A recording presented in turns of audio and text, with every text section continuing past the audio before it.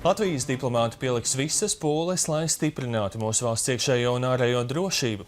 Tā savā ziņojumā Saeimai atzina ārlietu ministrs Edgars Rinkēvičs. Tikšot strādāts, gan lai atturētu Krieviju no tālākas agresijas, gan lai nostiprinātu NATO sabiedroto klātbūtni mūsu reģionā, gan arī lai sekmētu jaunu eksporta tirgu apgūšanu. Par gadskārtējām jau 5. ārpolitikas debatēm Saeimā stāsta Odita Krenberga. Šajā gadā ārpolitika tiks turpināta 4 galvenajos virzienos, rūpējoties par Latvijas ārējo drošību, īstenojot mūsu prezidentūru Eiropā, paaugstinot valsts konkurētspēju un sadarbojoties ar latviešiem pasaulē. Bet galvenais izaicinājums būs drošība uz Eiropas Savienības robežām. Par to šeit no Saeimas tribīnes šodien runāja ārlietu ministrs. Mēs vērojam arvien lielāku Krievijas attālināšanos no starptautiskās sabiedrības, masīvu pret Eiropas Savienību, NATO vērstu propagandas kampaņu un vēlmi pasauli redzēt dalītā interešu sfēru veidā. Tas izraisa paralēles ar 20. gadsimta drūmajām lapusēm.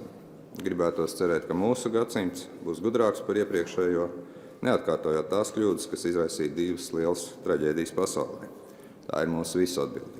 Ministrija atbalstīs vienotu un stingru Eiropas Savienības nostāju pret Krieviju. Atšķirībā no citu valstu diplomātiem, kas sekoja debatēm, Krievijas vēstnieks gan šogad nebija ieradies uz Saeimu. Deputātu vērtējums ārlietu resora paveiktajam bija radikāli atšķirīgs nevien starp opozīciju un pozīciju, bet arī valdošās koalīcijas ietvaros, kur, piemēram, zaļie zemnieki attiecībās ar Krieviju aicināja būt vairāk diplomātiskiem, domājot par mūsu ražotāju interesēm, bet Nacionālā apvienība tieši otrādi reaģēt asāk. Mēs aicinām ārlietu ministru apzināties, ka jūs esat pirmām kārtām Latvijas ārlietu ministrs, nevis Eiropas Savienības ārlietu ministrs. Latvija attiecībās ar Krieviju Eiropas Savienības līmenī demonstrē piekāpīgumu. Mēs turpinam laipot pa dažādiem jautājumiem, tai skaitā, vai Latvijas prezidentam būtu vai nebūtu jādodas uz Krieviju 9. maijā. Teiktais gan disonēja ar Nacionāļu partijas biedras Saeimas priekšsēdētājas Ināras Mūrnieces un daudzu citu runātāju uzslavām ministrijas darbam. Tika gan minēti daži ieteikumi, piemēram, vairāk atbalstīt Ukrainu. Eiropas Savienībai jādefinē, ko var darīt kopīgi un kas jādara katrai valstī atsevišķi. Ukraina karo mūsu karu, bet kādu dienu mēs varam saņemt rēķinu. Tādēļ Ukrainas problēmas, tostarp ekonomiskās un institucionālās, ir arī Eiropas un arī Latvijas problēmas.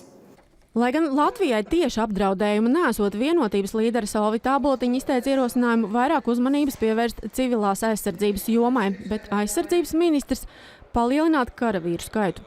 Kā aizsardzības ministrs es šogad vērsīšos pie jums, Saeimas deputātiem, aizsardzības, iekšlietu, drošības un korupcijas apkarošanas komisijas ar aicinājumu pieņemt politiski izšķirīgu lēmumu un valsts nacionālās drošības vārdā akceptēt karavīru skaitu palielināšanu par 2000 karavīriem līdz 2018. gadam.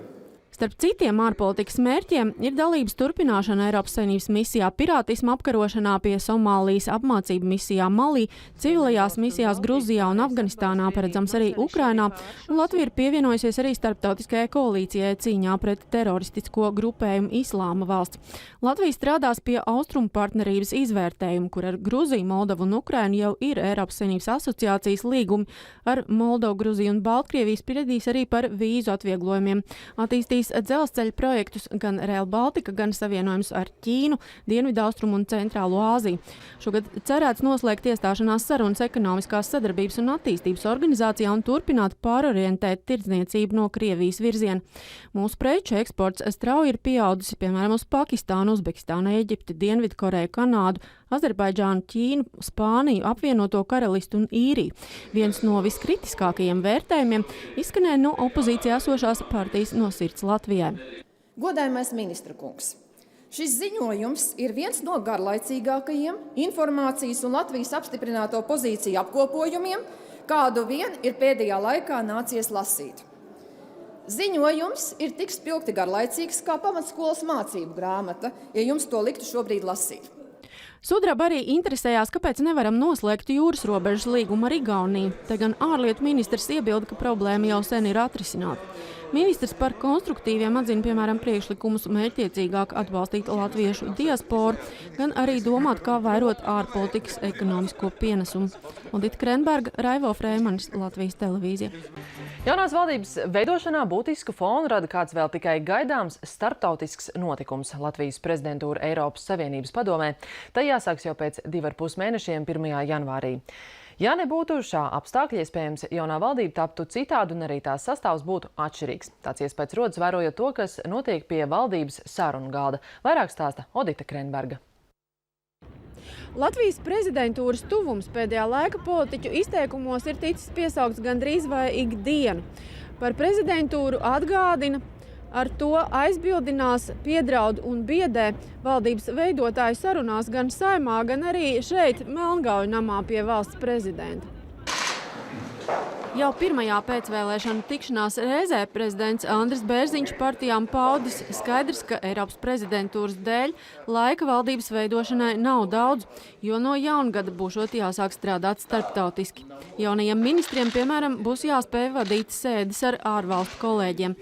Valdošajā partijā ir pārliecināti, prezidentūras nozīme nav pārspīlēta. Cilvēkam no malas, protams, tas ir, un to izmanto jaunievēlētie deputāti, kā es esmu dzirdējis. Viņi saka, viņi tā vietā te kaut ko vāvuļo par Eiropas Savienību, par prezidentūru, tā vietā, lai ķertos un teikt, mēs tūlītās sauksim cilvēkus atpakaļ, un tad tas ir pirmais, mums jāsauc atpakaļ. Tie arī ir. Mēs vakardien runājām par prioritātēm, un arī premjeras Straujam nosauca nevienlīdzības mazināšanu kā pirmo prioritātu, un, protams, drošība, tie jautājumi, kas joprojām ir aktuāli, nav nekādas vispār domstarpības koalīcijā, ka viņi tiks risināti. Bet valdības sastāvam šobrīd ļoti liela prioritāte ir tiem ministriem, kas jau ir ministri vai kas ir bijuši ministri. Tā tad arī runājot par kandidātiem.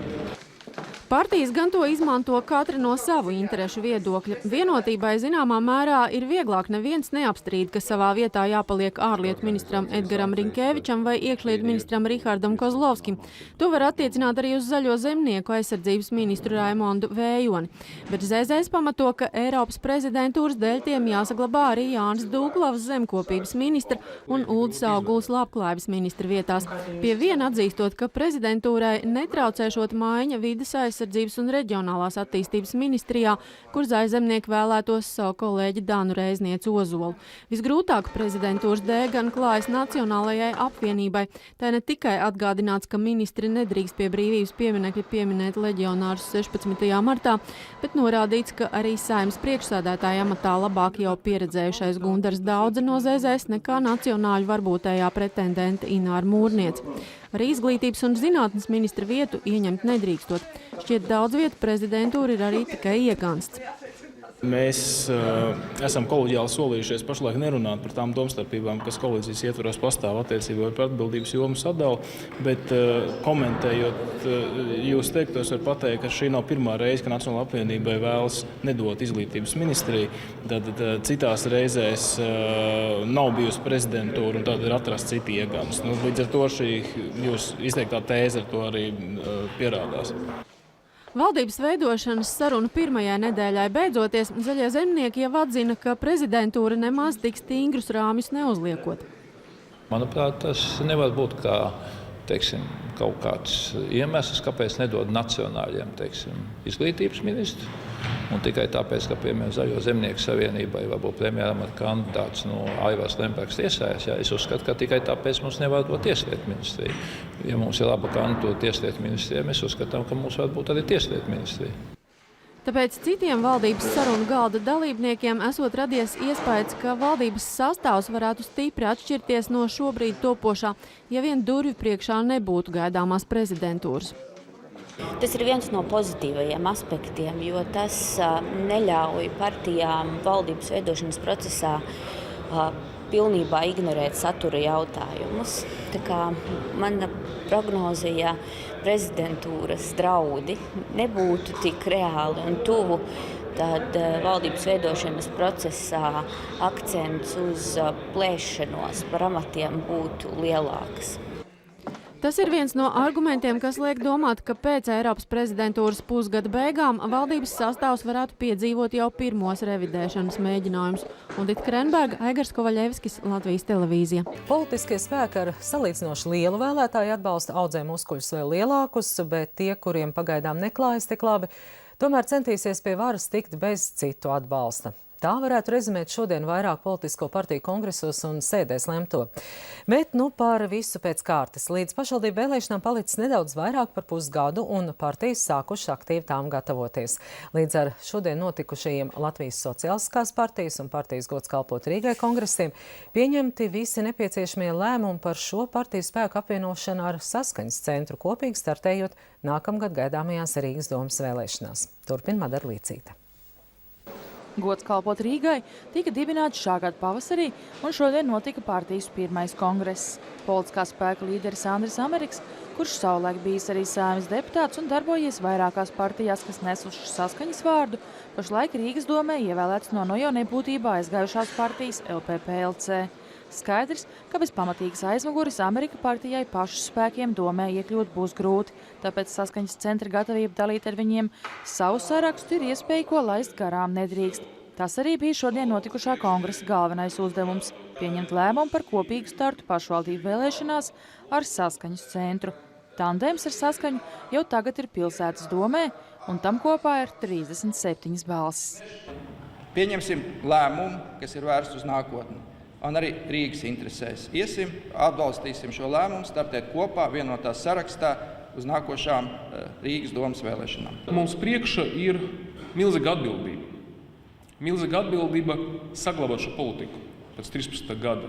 Neļaut nākt pie varas tiem, kas atkal sāks nirgāties ar cilvēkiem, konsolidējot un mēģinot risināt savstarpējus kašķus.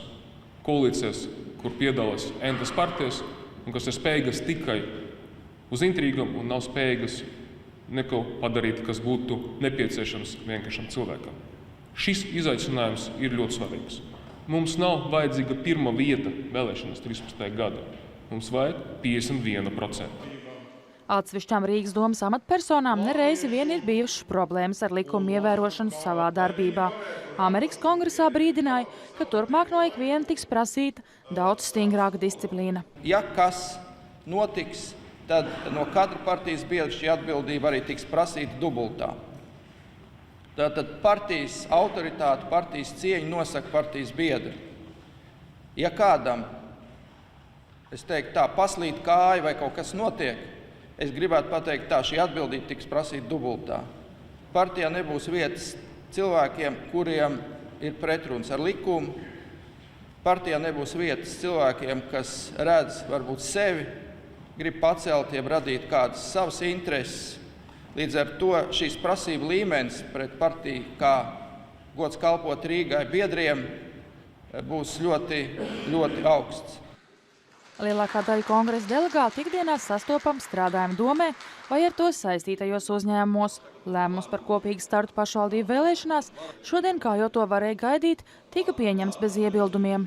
Mēs tik daudz pārdzīvojam kopā, tik daudz paveicam un sapratām, ka, manuprāt, lietišķa pamatā skepsei vairs nav, bet palika stereotipi.